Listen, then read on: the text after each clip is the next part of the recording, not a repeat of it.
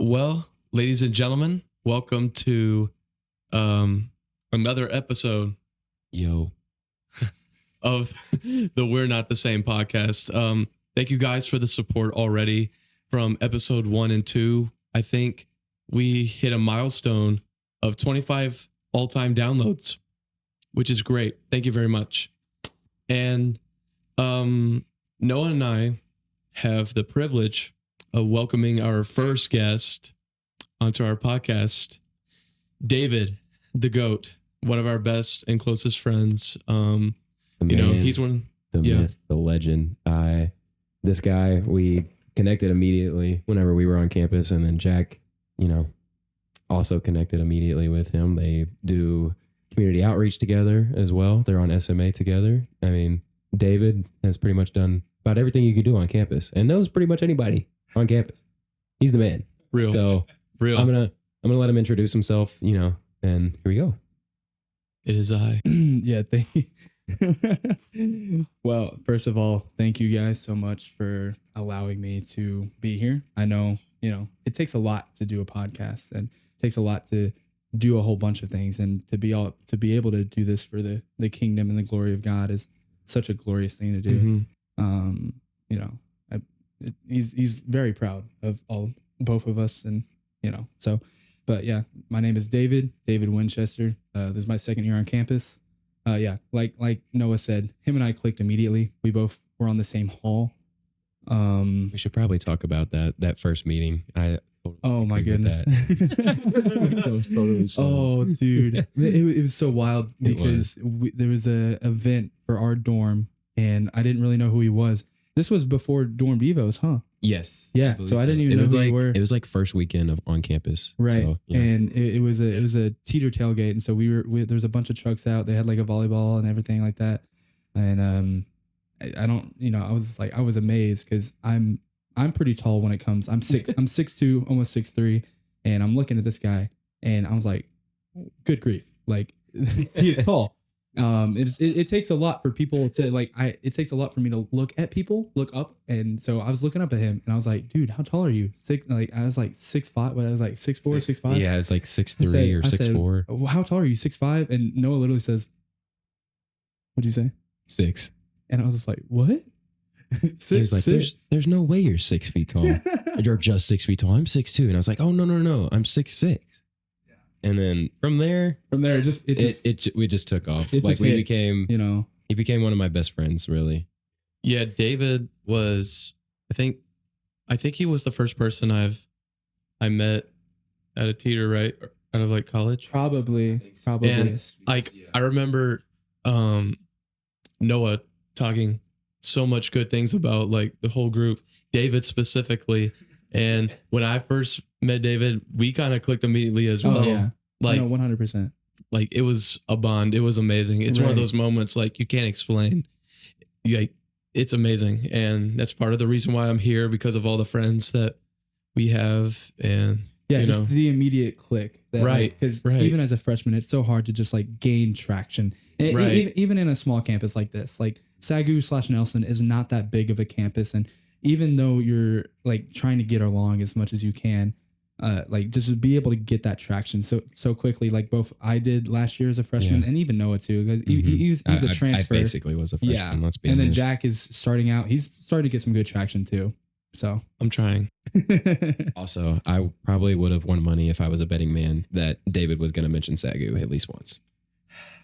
Yeah, love it. I mean, that's what it is. That's a controversial topic for another time. SAGU versus Nelson. Oh yeah, is that future podcast? Is that what the topic is? We're not the same, guys. We all bleed the same. Yeah, real ones know. Oh my. That's another topic as well. Whenever we go back. Leave it at that. And that will be another topic that we'll have them next time, maybe. We're not. But oh my goodness. Anyway, with all jokes aside, we really want to touch on something very deep today. And I'm not gonna lie, I didn't come up with a title. I usually come up with the titles. So whatever. Stop it. It's ChatGPT, guys. Don't let him fool you. Brother, I don't use it. ChatGPT assists him. Let me he assists. You know, he throws the lob, and I he's can't neither LeBron. confirm nor deny Here- this. I don't know what's going on. Bro, here's the thing. I only use ChatGPT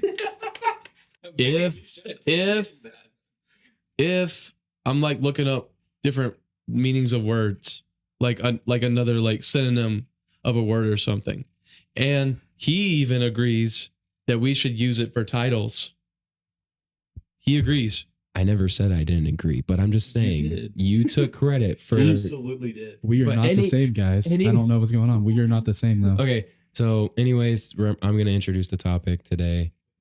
We are talking about how to go through loss as a Christian and how to handle, you know, certain feelings that come along with that. And I can pass it over to Jack, and he can tell a little bit about our story with loss, because we lost both of our grandpas 2 weeks apart. About, was it 12 years now? 10 years. 10 years. Yeah, I think September 18th. I think, yeah, it was like right before September 20th, where our Papa Dan, which is from our dad's side of the family, died of cancer. He was like battling it for a few years. Actually, yeah, 5. You're correct, right? Yeah. No, I'm showing. Oh, you're No, showing yeah, me. that's the. Oh yeah, tattoos. And then So are both of your tattoos representing both parents? Yes. So my left hand is my Papa Dan, which is my dad's dad. And then my right hand is my mom's dad, Pops. Mm. yeah, and like I kid you not, 2 weeks later, like exactly 2 weeks later, after our Papa Dan died, Pops died as well. Wow. And so at the time, I was 8, Noah was 10, I believe, since it's 10 years ago. But we knew how hard it was, but as we like matured and as we got older, it was a heavy toll, especially on me. Yeah, I believe that we were at a young age, but we were also at an age where, like, you know, everything's changing in your life, and that we just threw that into the crapper as well, you know, into what was already going on at the Right. time, as far as, like, you know, yeah, all the things that come with growing up. But yeah, basically losing 2 best friends, because I loved both of them dearly, you know, and to lose them like that, you know, and 2 weeks apart as well. So we went from going all the way to Texas for a funeral, like right after, and then coming all the way back. I think it was before a school day that we got woken up, and our grandpa lived right down the street. My mom's dad. Wow. Yeah, it was around Yeah, wow. midnight that we got woken up, and our dad basically woke us up and was like, "Your pops has died, so we're gonna go see him." That was the worst part for me. I think, yeah, the one core memory that like makes me like not forget Pops that day was whenever I saw his body laying there. Oh my gosh. And Wow. I literally kissed him one last time, Mm. and we just left the house. So Was this, yeah. was this 14? 14? 2014. Yeah. But David, I don't know about you, but I think you kind of touched on it with us and kind of talked about it, but I don't know if you ever talked about your story deeply. I was gonna say the only thing I've seen is from a couple of Instagram posts, Mm. but Right. we do Right. want to hear the full story. Yeah. Yeah. So, but also you mentioned September 18th. That's when, yeah. So my grandfather, this is a different story, but my grandfather passed away September 16th.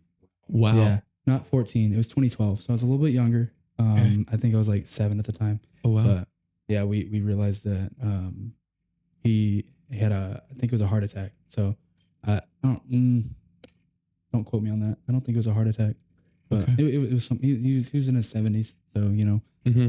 But like my Yeah. mom woke me up and was just like, hey, you know, he's not here with us anymore, and that was like the first time that I like ever like experienced or dealt with any type of like loss before.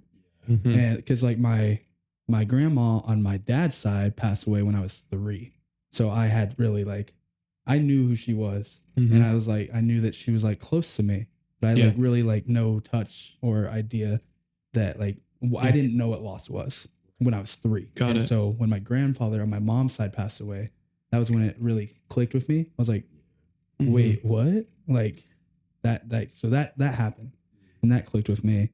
So that was like the first touch of like actual death that I experienced. Right. So grandfathers, I relate with that. Yeah. And the thing about it with the both of us, I think that was our first taste of it as well, in terms of like how important they were. Really, when it comes to like we've had our great grandpa pass away. I can't remember how long was that. 2 years ago. Yeah, Oh, not wow. very long ago, but he lived to be 92. So like he had lived a long life. Great guy, loved him. Did I mourn? Yes, I did. But he had lived a great life, you know. 90s, right? Yes, 90s. And also our mama. She's in her 90s as well, which you know. Yeah. It's crazy, but it's just very different whenever it's like almost like a sudden thing, especially because both of our I don't know if we even mentioned that yet. Both of our grandpas were dealing with cancer. Our dad's dad was dealing with esophageal cancer, and then our mom's dad was dealing with lung cancer. So, yeah, it was just very hard to deal with. A lot of hospital days, a lot of hospital nights where our parents will be gone, you know, at the hospital with them. Yeah. And yeah, it just a lot, you know. And then David, I would like for you to get into the story about your dad as well. Yeah. And tell it how you remember it. Mm-hmm. Yeah. So, I mean, you just mentioned, so I am no longer without my father. My father passed away 3.5 years ago, March 26th, 2021. Mhm. And so the story on that is, you know, kind of very, like, I tell it a lot, and normally it's just like, you know, it's a story that I don't have a problem telling, but sometimes on deeper conversations with this, it's like really hard to like, you know, get the flow Right. going. Yeah. Because I've had several conversations too, and it's just like, you know, figuring out how to like get the right terms across. Yeah. You know, I but- gotcha. So this is the second semester of my sophomore year, and my mom, she still worked at a grocery store at the time. She was still at Kroger, and if no one's really familiar with Texas, we work on a lot of main roads. You can't really get around Texas without going on main roads and everything like that. It's there's always construction in Texas, man. They're Yeah. always working on something. It just is what it is. It's crazy. Yeah, so I'm from North Texas. If anyone's ever heard of a town called Princeton, it's getting a little bit bigger now. It's near McKinney. It's in the Collin County area, North Dallas. So if anyone's ever heard of that, lucky you. And so there's a major road alongside Collin County. It's a US 380. It goes into New Mexico, goes into Texas. Pretty major road. And problem is, it's a 4-way road. So there's 2 going eastbound, 2 going westbound. And so that's a stage for you. So this is early in the morning. This is a Friday morning, and my mom usually always had 6 a.m. shifts. She was working at Kroger. She would start, and so that's just how it worked out. Got it. You know, we're just trying to get everything ready. You know, pay the bills, right? Yeah. Right. You know, and my dad was assistant. I think he was on the verge of being assistant manager over at Pizza Hut at the time. He had gone through in and out of jobs and everything like that. So but he'd done well for himself and everything. Because this is also like during the COVID times too, because he had gone through a couple of layoffs and everything like that. COVID was bad for a lot of people. That's a different story. Yeah. And so, just setting the stage, of course. So anyway, this is about a little bit after 6 in the morning. He had just dropped my mom off work. He's coming back now eastbound. And what ends up happening is there is a landfill that's on the right side of the 380 road. And so, and don't ask me why there's a landfill on 380. There's there's a bunch of trash trucks and a bunch of major 18-wheelers that's going to be on that road. So what ends up happening is there's a hill that's up near that road anyway. And so it's very hard to see, especially early in the morning when the sun's starting to rise and everything like that. And so what ends up happening is he's coming on. There's no one really near him and everything like that. And there's a truck driver. There's a trash truck, and she's starting to try to turn and get ready to go into the entrance to the trash truck, the landfill. And she starts to make the U-turn. Problem is, with how big the trash truck is, it is very hard to fully utilize the U-turn. And so instead of getting into the left lane, she takes the far right lane and completely crosses the entire way of the eastbound traffic. And so when you're looking at that, there's absolutely no way going across and everything like that. And so trash trucks coming in wide, and there is no way to go.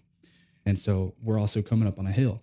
And so my dad, he's in a Chevy Trailblazer, and he comes up, completely T-bones.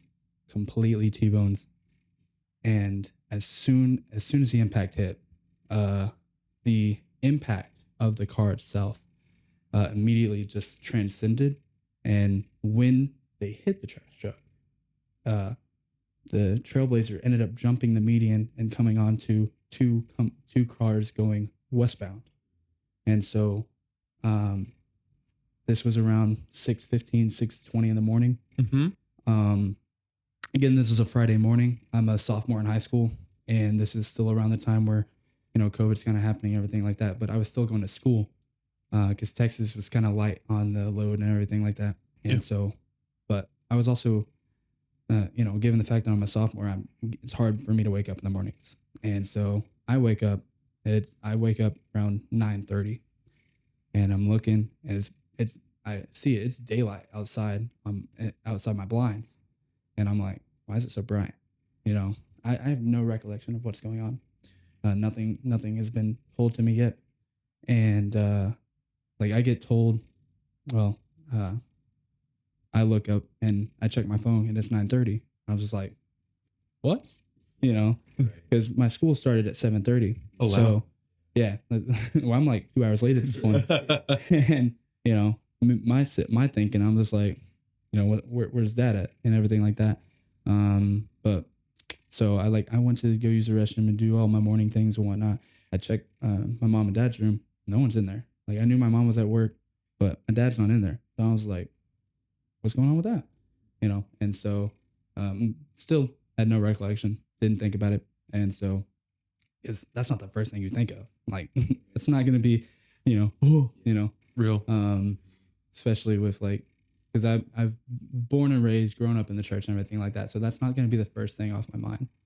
And so anyway, I go back and I start do what any teenager would do when they're trying to avoid school. I'm on my phone. I'm not trying to go to school. So Accuracy. Exactly. So I'm scrolling on I think it was Facebook actually, and they had there's a bunch of groups for our local community and everything like that. Right. And so, but and I'd never really seen this before. I'd seen one or two posts before, and it was like, ooh, wreck, accident, everything like that. But this one had 6, 7, 8 posts from 8 different people. Yeah. And I'm just like, major incident on Highway 380, death, everything like that. And I'm sitting there thinking, it was like, yo, that's awful. I'm sitting there thinking prayers for the family, so I was just like, dude, that sucks. I'm praying for them. And, so nothing really happened, everything like that. And I'm kind of just thinking, I was like, dude, I'm thinking about my, that family, whoever it was. I get a call maybe about 11:30. So this is 2 hours after I'd woken up. I had a chemistry test on that Friday, so I was just like, I ain't going to school. So, chemistry is not for the weak. Chemistry was one of my worst high school class, least favorite. Continue. It was hard. Yes, agreed. The periodic table. No, I want to stoichiometry. Oh, you, true. You, sir. You owe me one. Real. Crazy. Continue. That's a crazy pool stoichiometry. Chemistry. But so in between me like getting a call from my mom and me like waking up, there were highway patrol officers, there were cops that went to my school and was just like, because they looked at his ID, they're like, okay, this is, you know, Charlie Winchester. It's like, okay, we got him in the system. All right, cool. We're gonna go to Princeton High School. They realized that I wasn't there, but you know, they're in the system now. They know, you know, what my mom does. So they hop over to Kroger. And so they go over there, and this is in between, and they go up and they get there's an intercom in for, you know, can Joy Winchester come to the, you know, manager's office or whatnot. She's sitting there thinking, it's like, what did I do? You know? And she sees 2 or 3 officers in the manager's office, and she gets like, what? And they ask, it's like, are you the spouse of Charles Winchester? And she's like, no, I'm the spouse of Charlie Winchester, you know, because his legal name is Charlie. It was never Charles. Got it. And so it was just like, because that's one of the kind of ongoing jokes. It's like, my name has never been Charles. It's only Charlie. So he never liked that. And but they sat her down and they told her, I was like, hey, your spouse is no longer here. And at first she's like, she looked over at the manager's like, some sick joke, like, what are you playing at me for? Some sick joke or something like that. And so she calls me, she gets her friend, and they drive. So they start driving back around 11:45. It took them over an hour to get home because of the impact that had still been happening on that road that happened at 6:20 in the morning. Wow. So this is over 6 hours at this point. It still was backed up on all roads, all back roads, everything like that, because it affected not only the eastbound road, but the westbound road as well. And so, and contrary for that, I don't think it was a clear road until about 6 o'clock in the evening. So a full 12 hours.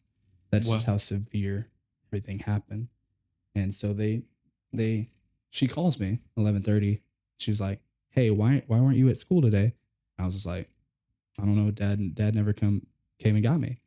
And I can hear her, like, she wasn't trying to put this in the phone, but she's like, he never made it to the house.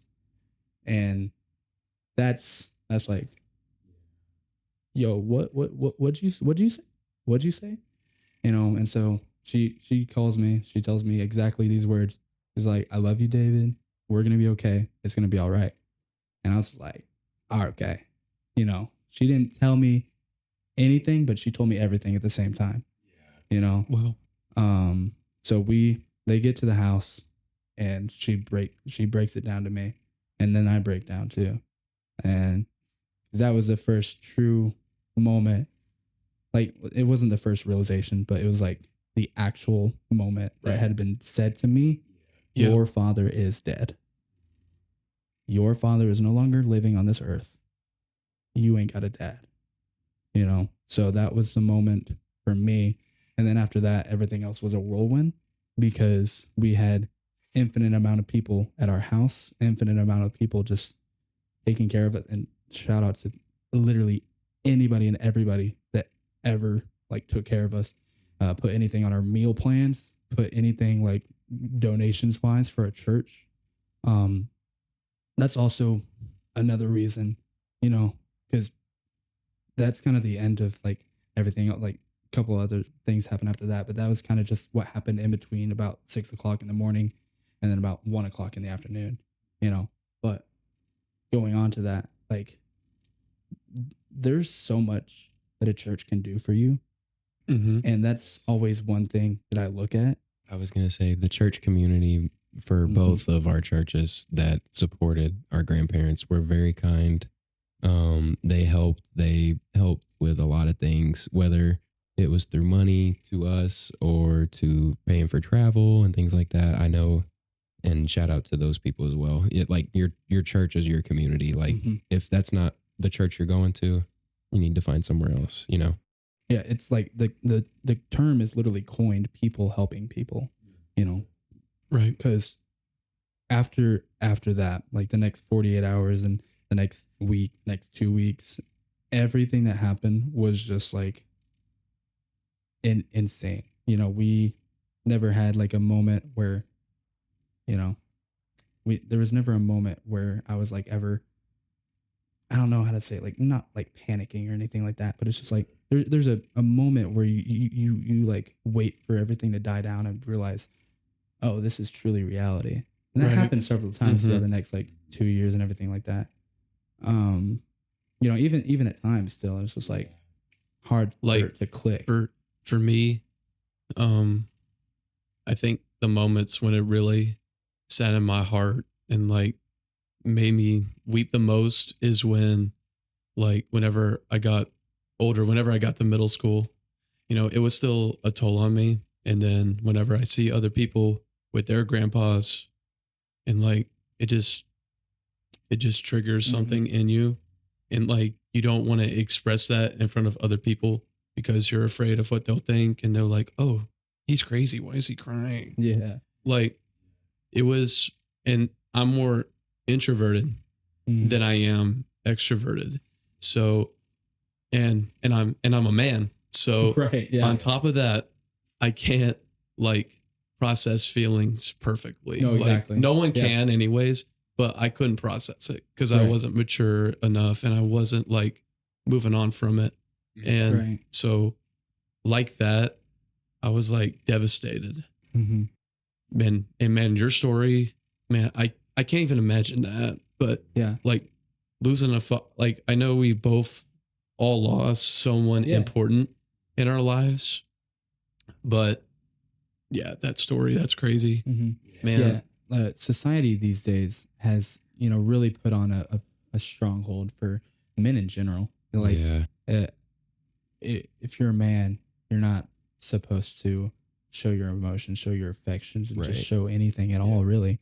And so, I guess another thing that happened after that is to, over that span of like 2 or 3 weeks, you know, people were coming up to me, it's like telling me, it's like, dude, first of all, I'm so sorry, but a lot of the, I guess, and I'm not saying this to, you know, express my dismay, but the older men would come up and they would come up to me and be like, David, you know what this means now, right?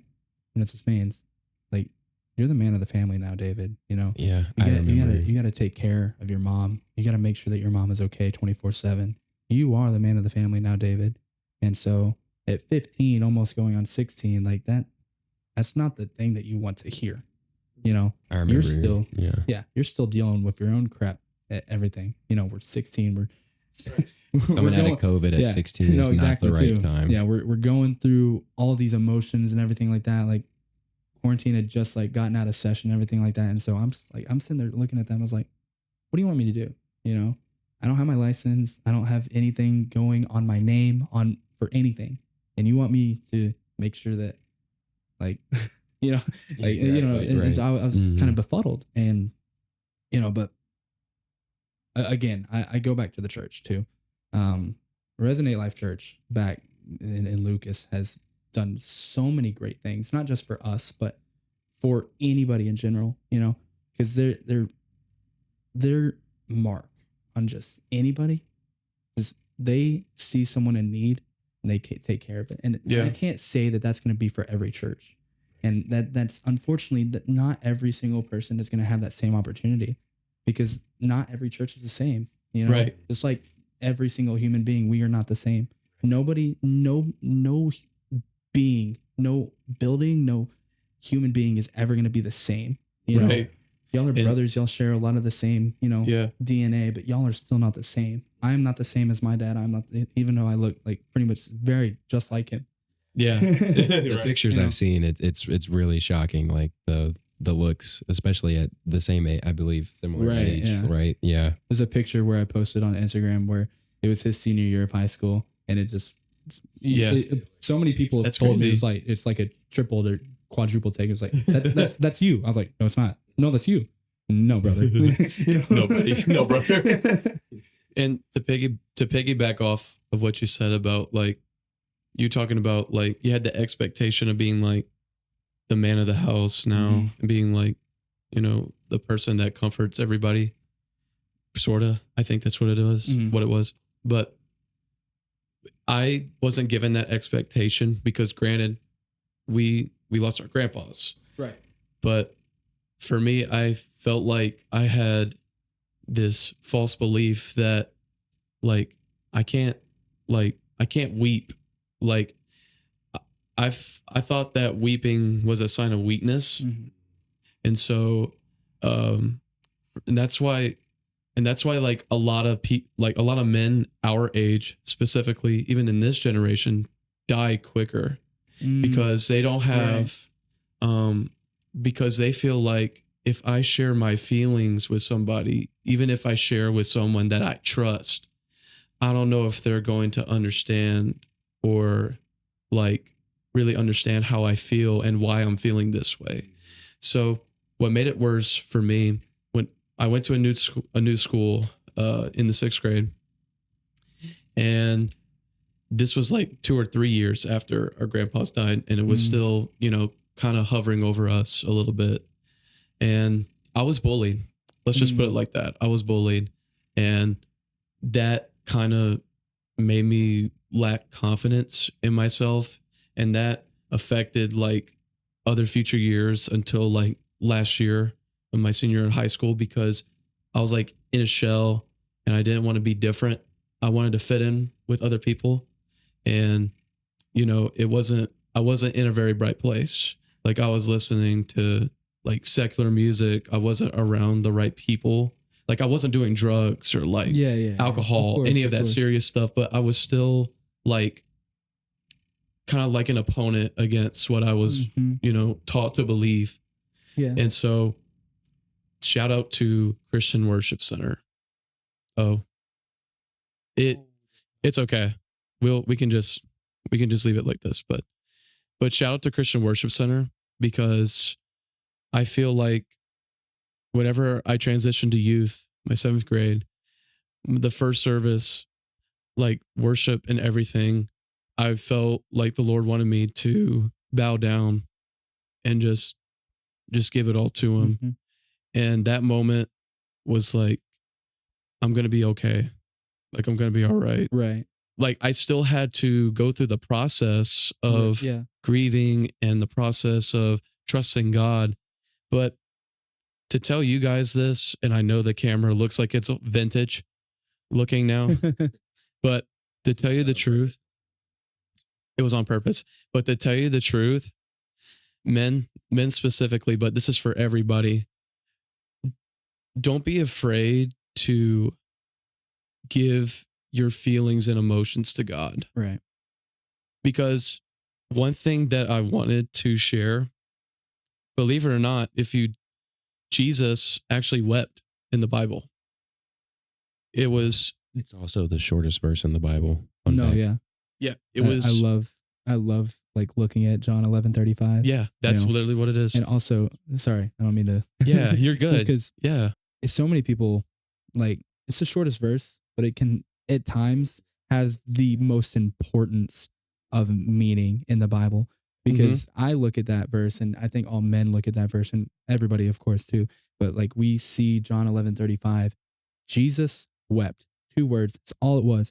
And I think that being just 2 words as its own verse, when there are some things that has like 2 or 3 sentences in one verse, shows just how important it is. Because when you have the Son of God weeping because emotions are so high, he knows what's happening. He knows everything.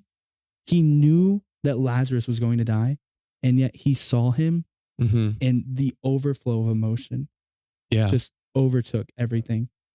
And the fact that he, not only did he wept, but he took on the pain of dying a criminal's death that he clearly did not deserve. He was the most perfect man, the only perfect man to walk on the planet.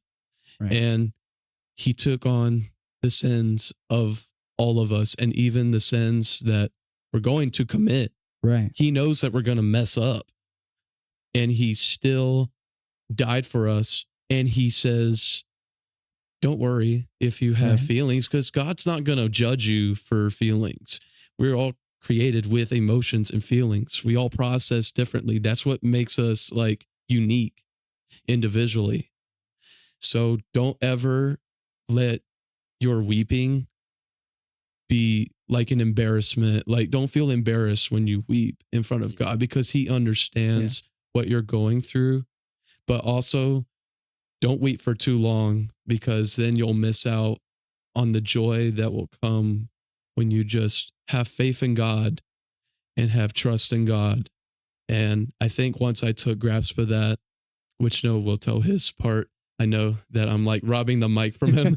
He's But- good. He's good. We're gonna figure it out with the 3 people. We're getting it. Yeah. We're doing it. It's the first time for everything. Amen. But We love you, David.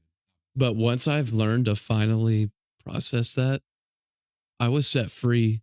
yeah, Like, I felt free to do what God has called me to do. Right, And that's to be like in ministry or to be a pastor, Mhm. something along the lines of that.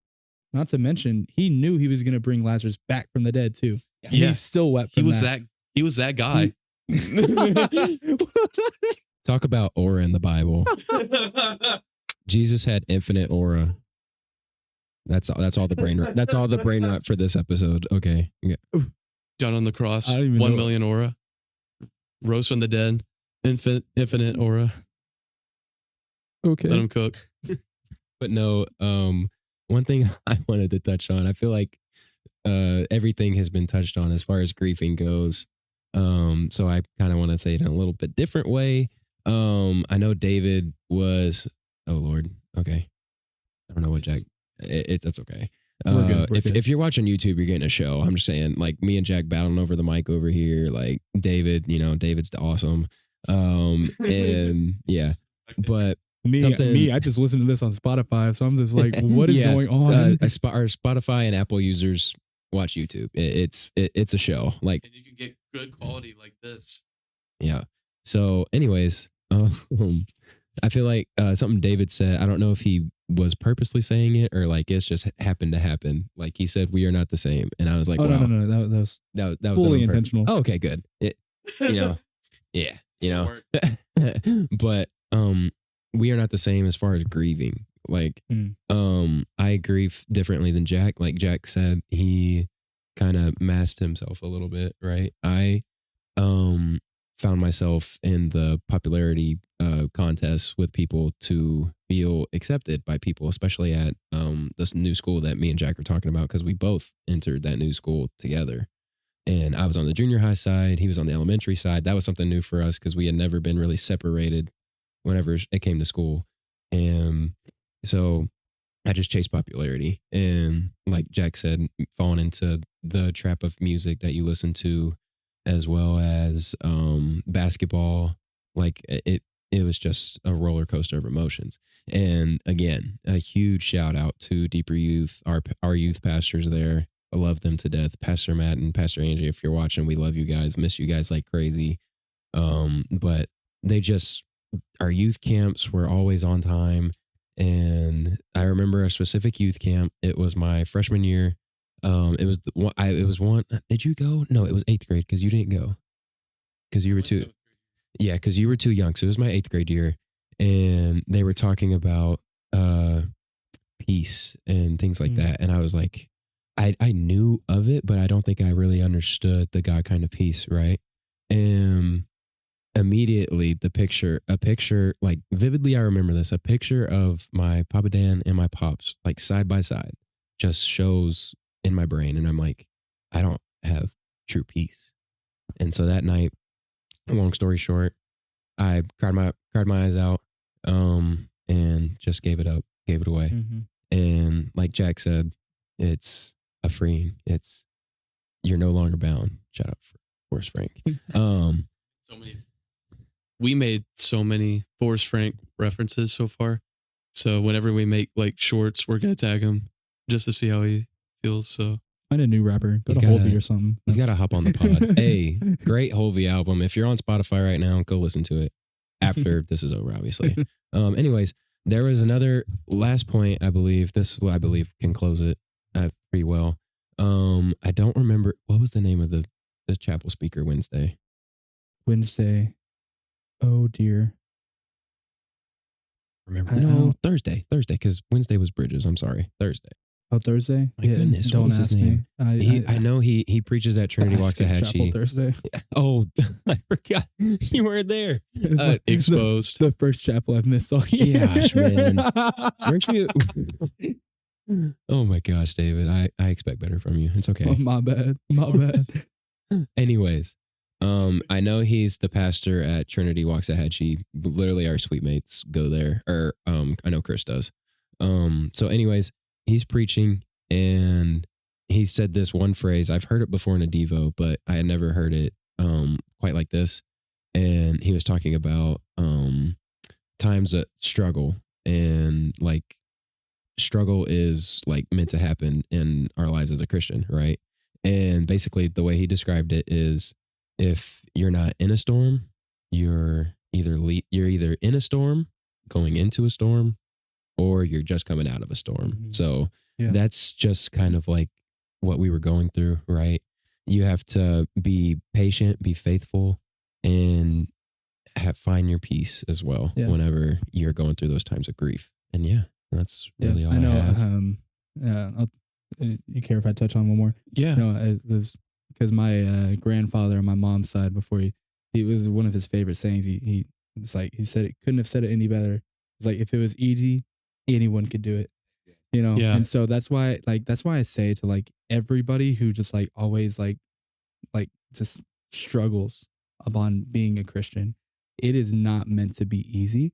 I know having God and trusting in God is like putting your faith in God. First of all, saying the sinner's prayer is the easiest thing to do. Mhm. But then, like, what's up, Hello. brother? Maybe next time. shout out Caleb Banning. Sorry, but it is so hard to just focus in, and like that's the hardest thing, is after you give yourself to Christ, after you become a Christian, after you like reveal to yourself, it's like, okay, I want to follow God. I want to see what this has in store for me. And it's hard for even me to like comprehend it too, because like I've never been one to be like, I don't want to like be prideful, Mhm. and people come up to me just like, dude, you're too hard on yourself. It's like, that's what I have to be. Like, I don't want myself to like take over and be like, oh man, I did so good. I did so good at this. I did so good at that. Because then I feel like if I say one bad thing, or if like one good thing about myself, it's like, what is David talking about? Like, who does he think he is? And so like, that's why it's just like, anything that I do, I immediately lesser it. But there was a chapel that we had during spiritual saturation, and one of my best friends came up to me, and it was his first semester on campus too. And like, shout out to him. Like, me and him have had like several strong years together. He knew me before my dad passed away, and then he knew me afterwards. So he's known me like throughout this entire journey. And he came up to me, and I think this will probably be one of the things that it's going to be really hard for me to forget what he said. But he came up, and like, I just told him, like, because I had been putting myself down because I had felt like I wasn't doing a lot for the kingdom, hadn't been reading my Bible as much as I should have been, hadn't been praying as much as I should, or at least in my head as much as I should be doing. But he came up to me, and he was just like, dude, like, everything that you've done, like, your testimony in and of itself is a miracle. Like, I've seen people have the same thing that you've done, and they're nowhere near where you are. Like, and he came up to me, he's like, I don't genuinely know how you're still sitting here in a Christian school after something so tragic happened. Wow. And I'm just like, yeah, I mean, you're right. Like, I don't know how I'm still here And either. Not just, It's you're God. not just, It's pure God. And you're not just only a part of a Christian school, you're actively a part of it. Like, you went on a missions trip to India. Oh, dude, that's another story in and of It was itself too. That like- was so cool. But yeah, We could do another one about that too, because we've gone to India, y'all gone to Kenya. I want to try to go. Yeah. Dude, that'd be so good. On two. So, Yeah. hey, You want missions, Kenya and wherever? missions chapels, missions podcast. Missions Right. podcast. That could Yeah. be good. There we go. But yeah. like he came up and he was just like, dude, you need to like, I sure you may be having a rough go at things, but nothing could ever be as rough as what you've gone through. And like, you need to realize that you're in a much better spot than so many other people right now. Like the things that you've done and the things that you're continuing to do, like you put on a smile on your face and you don't even realize it. You do, you're so joyful and everything like that. And I just looked at him and was like, dude, what? You know, because it's hard for me to like sit there and accept compliments too. Like y'all know this. Like it's like I Mhm. can't just take compliments like easily. You know, Same here. Same here. No, like I know the compliments he's talking about. It's okay. okay. The Prince David ones. Not, yeah. Yeah, Keep going. for sure. Glorious. But I mean, also that's what God does, you know. And I was going to touch on it a little bit, but you know, one of the key verses that I stayed true to throughout the saying, and I've always loved Psalms 46:10, "Be still and know I am God; I am exalted among the highest." That's always been a key verse for me. But then after my dad died, one of the things that I also looked at, it's pretty common, but it's Romans 8:28. You know, um, what is that? Romans 8:28. Oh gosh. Literally, he was like, pull up Romans 8:28 before this. And he was like, okay, I'm going to remember it now. And we know that according to all things that God knows according to his purpose. I butchered that so hard. Hey, Like, that I was know Romans 8:28 too. that was the DWT, the David Winchester version. I don't know or how translation. I just completely blanked on 8:28. But it's Verified like, translation, by the way. yeah. But you know, 8:28, and we know according to his purpose that God makes everything for good. And you know, I looked at that verse for a long time. I'm just like, God, you put me in this position for a reason. I know that with you, all things are capable, all things are possible. I want to continue to follow you. And throughout my entire life, like I've been through church camp and I've been baptized twice. Once when I was, you know, six or seven. It's like, cause you know, when we're young, we're like, ooh, water, let me get dunked in, you know? And then I realized. Exactly. And plus our parents were in the church. Like we were getting baptized as a kid, you know? Yeah. Guaranteed. And so all three of us have been raised into the church, and just the gratification that we have knowing that God is still with us, even in the midst through all the trials and the tribulations and all the loss that has happened in our lives. Like knowing that God is always going to be by our side, and knowing that that is right there with us. Yeah. You know, And that amazing thoughts right there. I'm going to close it off. I'm going to say a few things. I know that we're almost 50 minutes at this point, but these are a longer one. I'm sorry, guys. Hey, like Jack said before the last podcast, we want the Holy Spirit to move and for our story and everybody else's story to be told in its fullest and for you to learn. Yeah, that's completely why we did it. And to close it off, now that I've listened to like your kind of personality, I can definitely relate to that. Like even in recent years where I do media and I do broadcasting and I do all this stuff for like all these people, like I do videos and like I work my very best, and like other people notice it because it's so like, not to brag, but it's so good. But no, it is. Thank you. But the problem is amazing. Thank you. But the problem is that I didn't see it. Yeah. And so what I'm learning is like I have to be more like open to how far that I've grown as a person and like as a leader in my gifts and my abilities. Like for example, I preached at a youth service like last December, and like the Holy Spirit was in the room. He was with me, and it was crazy. It was an amazing message that I preached and prepared for months. It's called, what is it called? Power of Uncertainty. On Deeper Youth Podcast. It's on Deeper Youth Podcast. But I think that moment was what really turned the corner to me. Like yeah, God really does want to use me to help a generation that's in need Yeah. of God the way I needed him whenever I lost or whenever we both lost our grandpas to cancer. And so my message to all of you is if you're in a season currently where you're facing loss, it may be a family member or a relationship, it may be uh with or a financial situation or anything that you are like you feel lost in or you're losing, you feel like you're weak and you feel vulnerable, I encourage you to just go before God boldly because the Bible says that we can enter his presence and his throne with boldness. We don't have to be ashamed. And it's in that moment where you surrender and I say, God, I don't know how this is going to work out. I don't know how this is going to turn out in the end, but you do.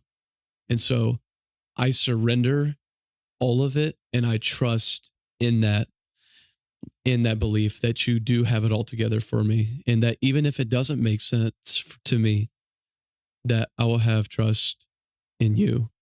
And to finish it all off, fast forward to now, we are like I haven't been so much stronger in my faith.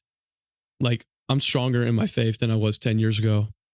And I know I was 8. I know I was 8 by the time, over our grandpas died, but I not only did I grow maturely in age, I grew in spiritual maturity. Mhm.